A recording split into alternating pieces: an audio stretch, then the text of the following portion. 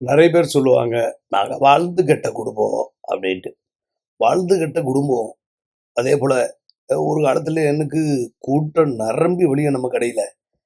இப்போ கூட்டத்தையே காணோம்ல அப்படின்னு புலம்புறவங்களுக்கு, இந்த ஏழையுடைய சரடு கூட உங்களுக்கு ஒரு வரப்பிரசாதம்னு சொல்லலாம்.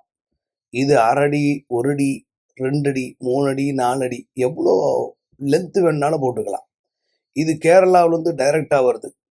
இதுல பூஜை பண்ணி, அதுல உருவேத்தப்பட்டு, கண் திஷ்டிய குறைக்கக்கூடியது, வியாபாரத்த பெருக்கக்கூடியது. நெறைய மக்கள் வாங்கி பயனடையறாங்க. இத மாட்டுனாலும் ஜனவசியம் தானா வந்துரும். எங்க இருக்கிற கூட்டமும் இத உத்து பார்க்கும். ஏன்னா, யானை வந்து மகாலட்சுமியுடைய அவதாரம். அந்த மகாலட்சுமி வீட்டுக்கு வந்தாலே பணப்பிரச்சனை தீர்ந்துரும்.